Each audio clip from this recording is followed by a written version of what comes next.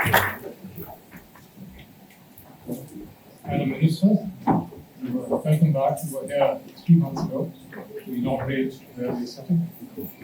My friend, Antoine Chame, that was actually a lot of wisdom.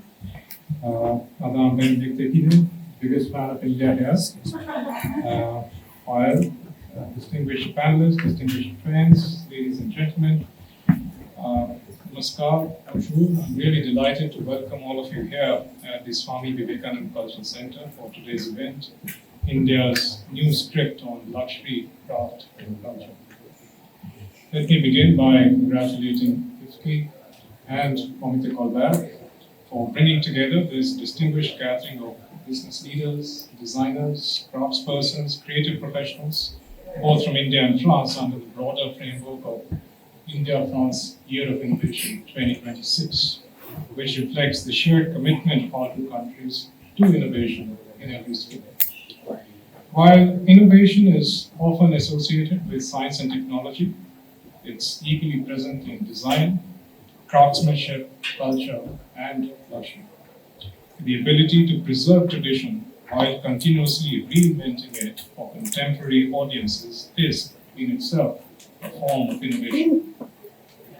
This event also comes at a particularly meaningful moment in India-France relations. We just had a visit by Prime Minister Modi, during which both our leaders, President Macron and Prime Minister Modi, placed innovation and people-to-people connect at the forefront of India-France relationship, highlighting that our relationship is not only strategic and economic, but also deeply rooted in creativity, talent, youth, and entrepreneurship. And it is in this spirit that today's discussion on luxury, craft, and culture reflects the same larger vision, which is connecting our peoples, our creative communities, and our innovation ecosystems in ways which are both contemporary and anchored in heritage. It is therefore fitting that we meet today at the Swami Vivekananda Cultural Center to discuss the future of luxury, craft, and culture. This center was established to bring India and France closer through culture, ideas, and dialogue.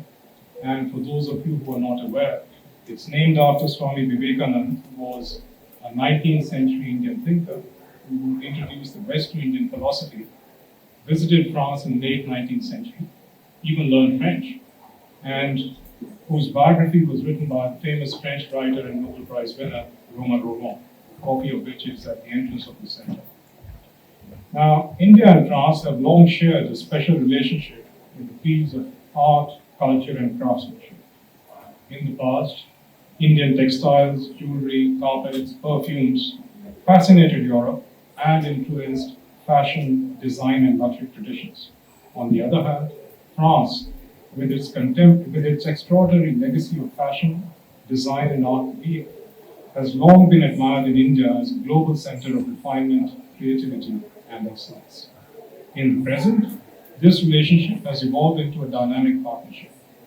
Our cooperation is no longer limited to mutual cultural admiration, as Marc-Antoine said. Instead, it now extends to fashion, luxury retail, design, sustainability, artisanal development, and creative entrepreneurship.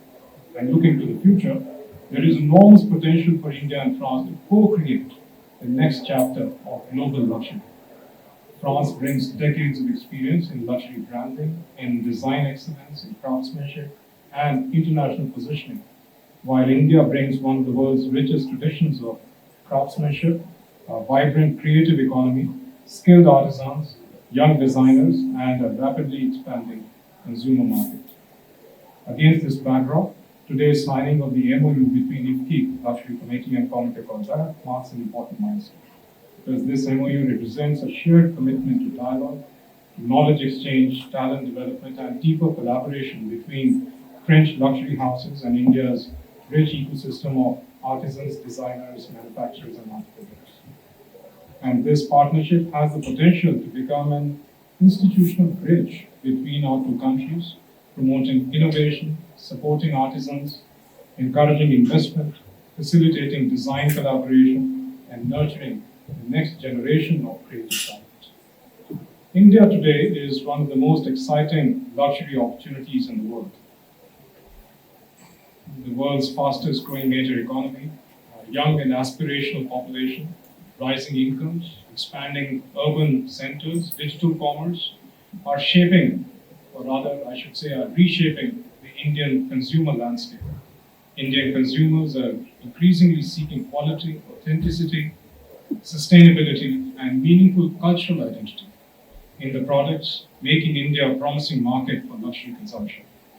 Further, India is increasingly recognized as a strategic partner across the luxury value chain, as a destination for investment, a source of exceptional craftsmanship, a manufacturing and sourcing partner, an innovation hub, and one of the world's fastest growing premium consumer markets. Many of the world's leading luxury maisons already have deep and growing connections with India. Marc Antoine is there. LVMH is expanding its presence in India's luxury retail landscape. There are several other French luxury houses which have engaged with our craftsmanship across textiles, across embroidery, jewelry, leatherwork, design, and Indian embroidery ateliers have contributed to haute couture collections presented by some of France's most celebrated fashion houses, including those of Chanel and Dior. And similarly, Indian artisans and specialized workshops in cities such as Mumbai, Kolkata, Jaipur, Chennai, and Delhi contribute quietly but meaningfully to global luxury value chains. The future of luxury will be shaped not only by where the products are sold, but also by where ideas originate, where craftsmanship is preserved, and where traditions are reimagined for new generations. India has a natural role to play in this future. And here it's worthwhile to notice or to highlight that India-France collaboration in luxury has evolved through three broad phases.